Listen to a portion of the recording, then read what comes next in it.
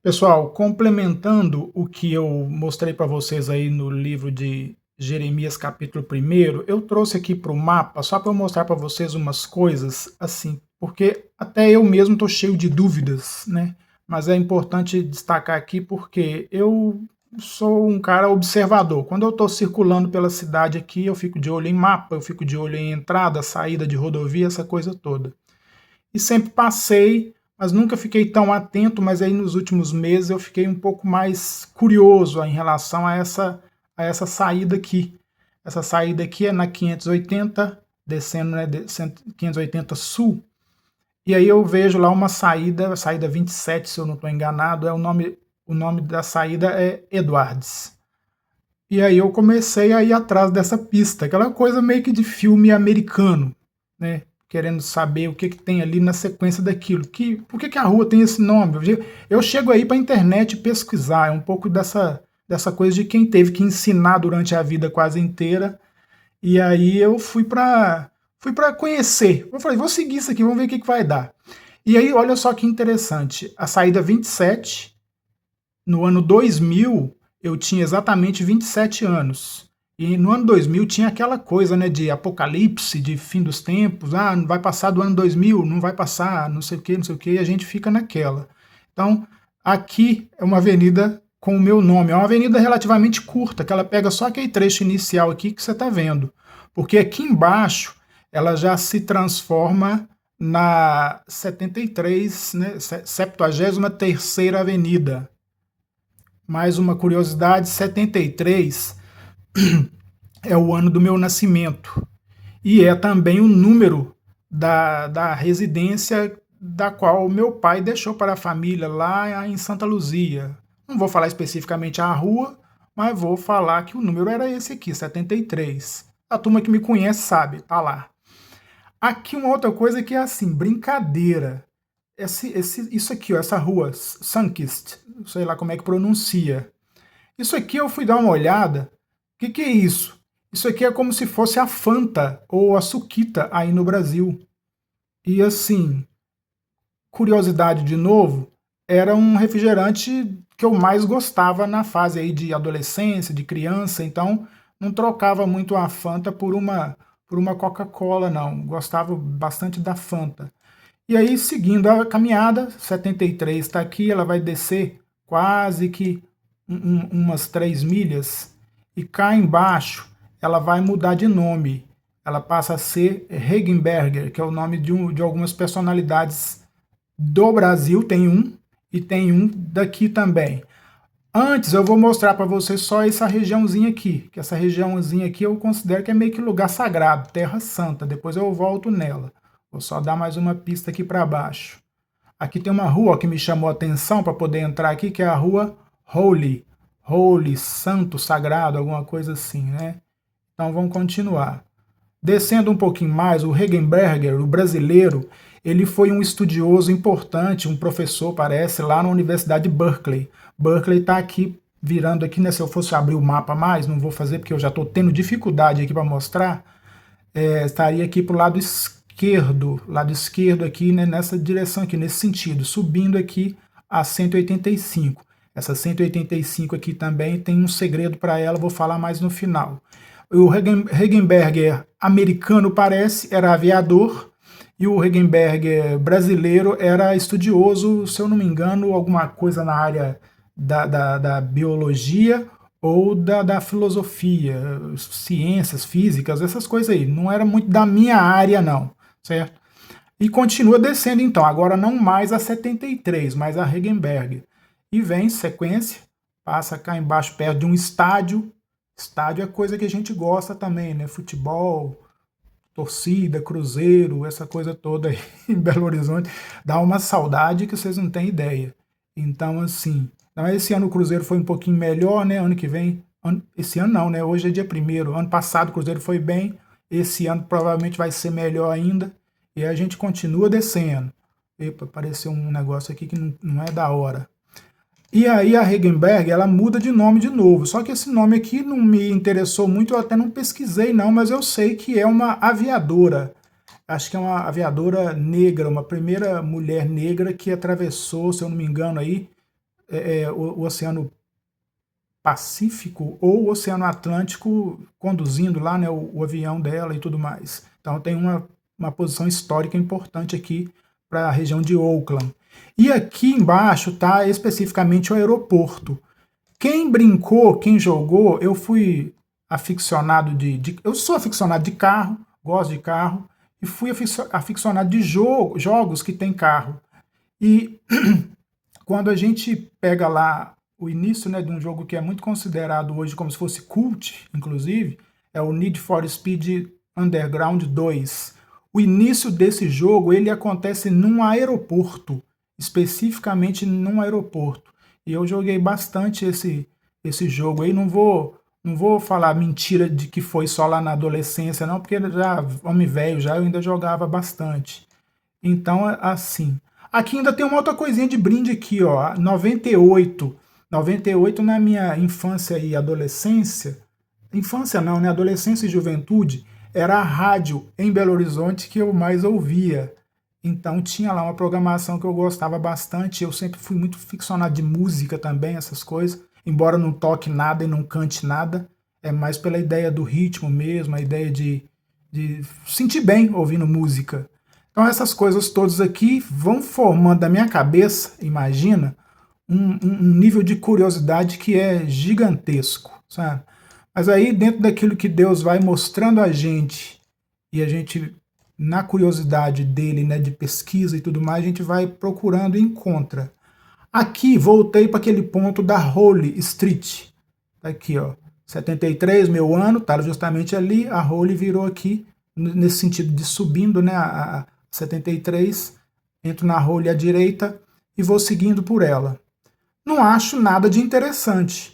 Só que aí quando eu venho para o mapa, eu encontro alguma coisa que é muito comum lá em São Benedito, na região lá de Santa Luzia, que são os córregos. Aí tem um córregozinho, um córrego escondido aqui, ó, no meio debaixo das casas, praticamente ele passa. A gente, quando passa aqui, a gente nem vê o que é. Depois, olhando no mapa, é que eu vi, opa, tem uma coisa aqui, é um rio, é um riachozinho, um córrego, como a gente diria aí, certo? E aí, quando eu vou para o nome do córrego, eu fico assim, cara, tem mais coisas de sentido aqui nesse nome. Arroio Velho, né? No caso aqui a tradução, isso aqui é espanhol, hispano. E aí o que vai acontecer? Arroio Velho, quando eu penso na ideia, o que pode ser? Rio das Velhas, aí em Santa Luzia passa, né, o trecho do Rio das Velhas, e poderia ser também um outro nome, trazendo uma questão mais geral, né, uma questão de mais expansão, que é o Rio São Francisco. Oakland é vizinha de São Francisco. E aí quando a gente vê aqui Arroio Velho, o Rio São Francisco também, que é o rio considerado no Brasil o rio da integração nacional, ele une, né, Sudeste e quase todo o Nordeste ali, né, formando essa ideia de ser um dos rios, se eu não me engano, o mais longo. Então, a ideia de que Rio da Integração Nacional. E ele é chamado também de Velho Chico. Então, quando junta Velho, Chico, Francisco, que é a cidade vizinha aqui de Oakland e tudo mais, então vai fazendo essa referência. E aí vai. Quando começa a ter tanta coisa assim, você vai caçando é tudo. Esse cara aqui, ó, Bancroft. Esse cara, ele foi um estadista aqui, né, norte-americano, e ele foi estudioso da Bíblia e também foi professor de literatura. Escreveu muitos materiais ligados à área, né, à área nossa, que é a minha também, mas ele parece que foi importante na escrita, não sei se da Constituição de uma determinada época, e até especificamente do estabelecimento aqui do estado da Califórnia, certo? Então, é uma figura notória, é uma figura importante e é da minha afinidade de estudo aí também. Foi estudioso da Bíblia. E aqui vem uma outra sequência que eu fugi dela um pouquinho, mas eu não peguei ainda quem foi esse cara aqui, o Richie. Mas aí eu comecei a pensar assim, cara, tem alguma coisa nisso aqui. Aí mais em cima aqui a gente encontra uma escola. Trabalhei na vida inteira quase em escola, certo?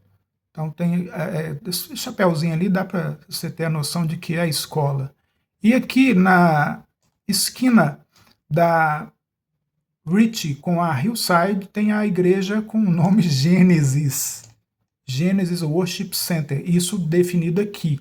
Hoje, quando a gente entra lá, eu congreguei lá, estou congregando lá com eles, é bem diferente do que a gente possa pensar para uma igreja aí no Brasil. É uma igreja que tem muito presença de criança e presença de adolescentes é quase zero. Criança, talvez a gente conte lá 3. No primeiro dia que eu fui, eu fiz a contagem das pessoas mais ou menos, contando comigo, homens eram mais ou menos 10. E mulheres, principalmente senhoras mais idosas, assim, acima de 60, 70, eram, parece que umas 16, 17, talvez num total aí, ali 30, 35 pessoas juntando tudo, certo? Porque tem o pessoal que estava na diaconia também, aquela coisa toda. Então, assim, a igreja é relativamente pequena, mas com um padrão de pregação da palavra muito bom, eu gostei bastante todas as vezes que estive lá. Embora eu não entenda muito bem, né, o inglês ainda, eu sou um bebê aprendendo inglês. E o que acontece? O louvor é um negócio um pouco diferente do que a gente tem o costume, porque o louvor deles é aquele louvor, muitas vezes, puxado para uma coisa mais soul, estilo o que aparece nos filmes para a gente no Brasil, aquilo que são as igrejas americanas lá dos anos 50, 60, 70, uma coisa meio que coral, uma coisa meio que coreografada também, muito interessante, muito legal. O pastor, no primeiro dia ou segundo dia que eu fui, ele chamou uma senhorinha lá para frente, que era aniversário dela, e os dois dançaram lá o Parabéns para Você, né, no versão americana, meio que eles dançando lá uma coisa parecida com James Brown. Então, assim, bem interessante, sabe, quando a gente pensa nessas coisas aqui, do que está sendo mostrado no texto. Só que quando eu puxo agora, isso aqui tem a ver com o que eu identifiquei de mim, mas o importante aqui, eu vejo que nem é isso tudo que eu já falei, enchi muita linguiça, mas o que? O importante, quando a gente vai ver as outras coisas, é o seguinte: aqui, né, embaixo, nessa rua chamada, nessa avenida chamada Internacional, aqui está ela, vou tentar fazer com que o nome dela apareça aqui no... Isso, Internacional Boulevard. Quando a gente pensa lá no texto da Bíblia, Jeremias, vou tentar identificar aqui o versículo. Quando fala da panela, não estou com a referência aqui agora na mão, a referência à panela quando você vai traduzir panela para do português para o inglês, tem lá algumas expressões e uma delas é pan. Pan. E pan, se a gente observar na questão do prefixo, pode ser traduzido também como uma coisa geral, uma coisa internacional. Por exemplo, a palavra muito usada aí recentemente, pandemia, foi uma endemia que atingiu todo o planeta. Então, uma epidemia internacional é uma pandemia. Se a gente pensar também nos Jogos Pan-Americanos, todos os países do continente americano enviam seus atletas para esses jogos aí. Então, quando fala aqui de internacional e trazendo a referência com o texto lá de Jeremias, isso aqui fica mais pesado. Então, sai da particularidade ali, né, do personagem que está aqui interpretando para vocês e vai para a questão mais específica da totalidade das pessoas que estão aqui. Por que o internacional é importante? Aqui na Bay Area, eu fiz essa pesquisa, convivem aqui pessoas de mais de 100 nacionalidades diferentes. É muita gente, é muita gente. A população que é maior aqui, né, majoritária, logicamente deve ser americana, mas entre os estrangeiros, né, os internacionais, os chineses, eles são uma maioria esmagadora, mas o pessoal de origem árabe também está crescendo bastante. Brasileiros aqui, eu tive informação há alguns anos atrás que era na faixa de 20, 25 mil. Se for pensar em deportações para cima ou para baixo, né, gente que chega e gente que sai, eu imagino que no contexto atual mais pessoas saíram do que chegaram. Então vamos puxar aí para uns 15 mil, talvez. Os chineses são 500 mil. Então, quando você pensa nessa ideia aqui de população e região como geral, é uma região bastante diversa. E aí você imagina o quê? Imagina a Torre de Babel, imagina muitas linguagens diferentes sendo faladas, muitas culturas, muitos alimentos e invariavelmente muitos cultos, muitos cultos. Quando a gente passa, por exemplo, no contexto de Halloween, a gente vê gente que nem sabe o que é o Halloween, está celebrando lá o Halloween. O Natal é uma celebração que ela fica diluída, fica como se fosse uma festa cultural. Outras ocasiões, como Semana Santa e tudo mais, também ficam meio que diluídas ali, né? A Sexta-feira da Paixão, aquela coisa toda. Uma que é mais especificamente celebrada, e eles consideram mesmo dentro da cultura americana, é a festa de ação de graças, né? O Thanksgiving. Mas o que, que a gente vê? A gente vê uma mistura muito grande e um elemento perigoso que é a maneira como esses cultos e essas devoções entranham-se uns nos outros. E com isso, o cristianismo ele também fica diluído. Não tenho dúvida disso. Entendeu? Por quê? Porque a gente vem para cá com a intenção muitas vezes de correr atrás de dinheiro, correr atrás do dólar. E aí as coisas que são realmente importantes, elas vão ficando pelo caminho. E isso é muito perigoso. Isso é muito nocivo para a ideia de um evangelho real, sincero, verdadeiro que Deus quer que nós preguemos. Né? Eu vou me colocar aqui, não sou pastor, não estou atuando efetivamente como pregador, mas o que acontece? Me vejo na responsabilidade de mostrar isso para vocês, até pelo sentido de que é uma situação emergente. O texto fala da panela. E aí quando a gente fica, mas o que seria a panela? O que seria especificamente a panela? Vamos sair da ideia ali da avenida apenas, embora tenha uma outra coisa importante. Aqui, ó, nessa proximidade, mais aqui para a região de Oakland, né, downtown de Oakland, há muita prostituição latente, específica na rua. As mulheres ficam literalmente quase que nuas na rua, especificamente. Então, assim, é um outro elemento que está citado no texto de Jeremias, falando que o povo, principalmente o povo hebreu, o povo escolhido, o povo de Israel, ele se prostituiu, se envolvendo com outras lideranças, com outros cultos, com outras formas de prática, e esqueceu especificamente aquilo que Deus tinha para eles como promessa e como herança. E ainda no sentido da panela, a panela é um elemento que, para mim, eu já cheguei aqui, eu já tive as experiências de terremoto. Terremoto, tremor de terra, aí os telefones, né, os celulares, eles dão ali aquele alerta, né, de 3,7, terremoto pequeno, né, terremoto leve na região tal. E aí vem a ideia da grande panela que eles indicam ser. Eu não sou especialista da geologia, da geografia, os especialistas aí é que falam disso. A falha de San Andreas, a ideia é que ela passa especificamente aqui no meio do Lake Merritt.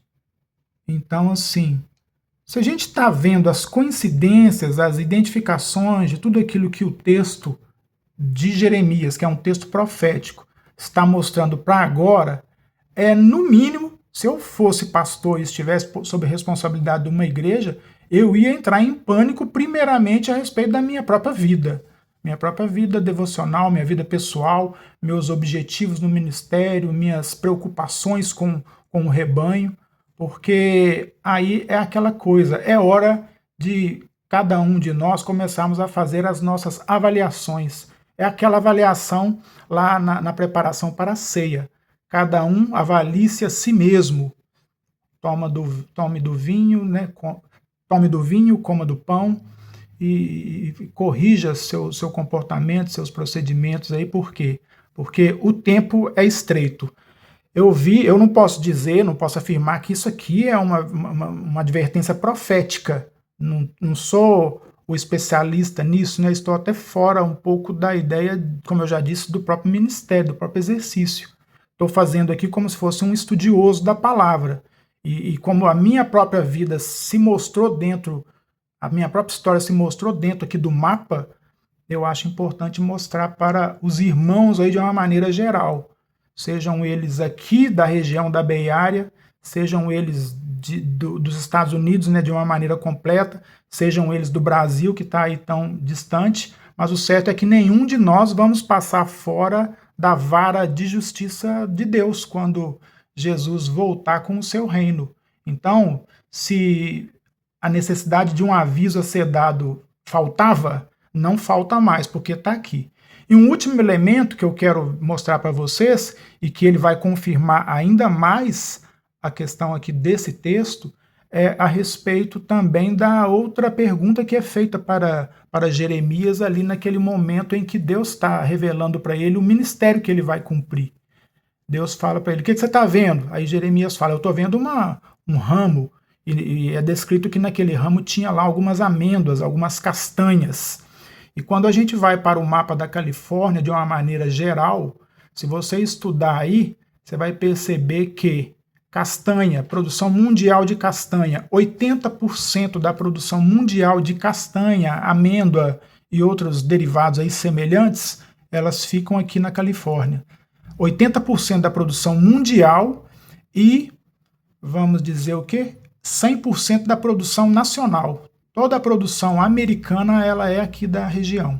E quando a gente fala dessa questão, eu viajei recentemente para algumas cidades aqui dessa região.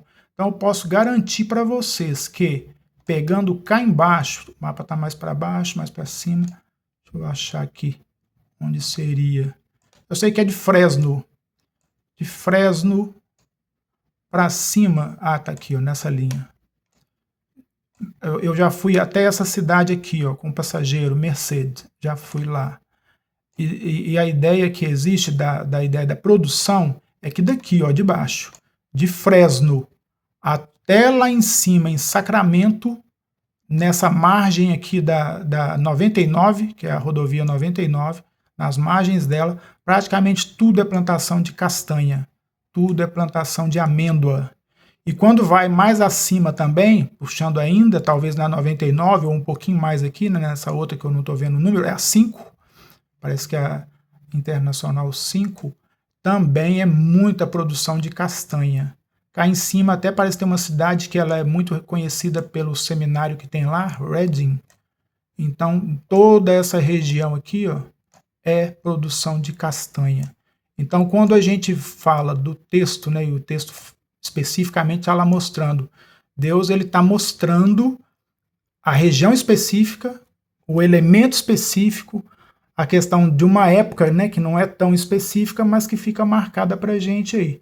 O que eu penso é o seguinte, que é tempo da gente olhar especificamente o que é a mensagem dos livros dos profetas e começar a ensinar a igreja, ensinar a nós mesmos a respeito do arrependimento. Não há salvação se não houver arrependimento. Não há caminho alternativo que não passe pela cruz de Cristo. Então, se você é leitor da palavra por curiosidade, é hora de você procurar um momento de mais compromisso e mais seriedade. Se você é fiel numa igreja, mantenha-se fiel, procure colecionar. Eu tenho uma teoria de que a gente precisa colecionar os frutos, os elementos, os exemplos que a palavra de Deus traz para a gente poder crescer no processo de formação à semelhança do que foi Jesus Cristo. Se não for esse caminho, não tem outro. Se você é pastor, você precisa, dentro da sua percepção aí de homem inteligente e selecionado pelo próprio Deus para o ministério, é hora de você rever isso aí também, tudo dentro dos seus princípios de conduzir o povo na palavra. Se a gente está aqui, né, nos Estados Unidos e a gente fica muito preocupado com a economia, com a guerra, com o dólar, com não sei o quê, é hora de pensar em que esquecer das más notícias que chegam no noticiário todo dia. Eu estava vendo ali agora, né, notícias sobre loteria no Brasil. Caramba, o Brasil é um país de gente viciada em jogo. A gente fica mesmo, né, tentado a querer o dinheiro fácil ali da aposta. E aí o Brasil virou um país viciado em jogo. E aí quando é colocado lá essa realidade aí de corrupção, de mentira, de injustiça, de tudo que é errado, que possa acontecer numa terra, é isso que está sendo mostrado no livro do profeta Jeremias. Então, quando fala da correção, eu já tive que falar em algumas outras circunstâncias a respeito da correção das coisas na obra de Deus. E aí, assim, a gente precisa ficar muito vigilante, porque o início da correção ela passa pela liderança, não tem outra. A liderança, por exemplo, Brasil. O Brasil precisa ser redirecionado em termos de justiça em todas as instâncias. Mas isso vai acontecer como? A partir da oração do povo, a partir da devoção, a partir dos ministros, né? Eu estava ouvindo a música do Fernandinho esses dias, os ministros, né, os sacerdotes irem para o joelho mesmo e chorar, sangrar o joelho diante de Deus para que a nação seja liberta. Porque quando chegar a mão de justiça e se chegar à necessidade de que essa mão de justiça seja a do próprio Deus através da vinda de Cristo, aí fica terrível. Então é um alerta para a gente. O texto de Jeremias, capítulo 1, na parte final, já vai começar a respeito desse julgamento, dessas ideias, dessas sentenças. E quando vai para os demais capítulos, ele vai ensinar aquilo que ele quer que seja corrigido. Deus está na iminência de começar a praticar a justiça dele para a volta do seu filho. Então a gente não pode ficar adiando isso mais. Tanto que eu nem faria isso aqui hoje. Eu estava pensando em nem fazer isso aqui por agora recente. Só que de manhã eu fiz os 2 de Gênesis, e aí agora à tarde eu voltei para poder fazer esse aqui de Jeremias. Porque isso está queimando dentro do meu coração, isso está na minha mão já há alguns dias, e eu não posso atrasar mais. Que Deus nos abençoe, que Deus nos dê o despertamento, que Deus nos dê o avivamento dele para essas coisas, e sabedoria principalmente para podermos agir, porque eu imagino que aqui o mapa esteja mostrado, certo? Região de São Francisco, região de Oakland, o que a gente vê aqui a respeito da pecaminosidade. Eu, na minha observação como residente aqui já há 3 anos e meio, chegando a 4, eu costumo comparar com Sodoma e Gomorra. Então, assim, e eu ficava, sabe, há um tempo atrás, imaginando como que deveria ter sido a vida de Ló vivendo lá em Sodoma e Gomorra. E aí a gente vê que pelo temor de Deus a gente fica preocupado, mas pela nossa falta de capacidade a gente fica se sentindo inútil, porque é um mecanismo de pecado que já está estabelecido, que a gente olha assim e fala, só Deus mesmo. Então que mais pessoas possam se unir a isso aí e a gente buscar de Deus a redenção para nós mesmos a começar. Um abraço para todos, Deus nos abençoe, em nome de Jesus.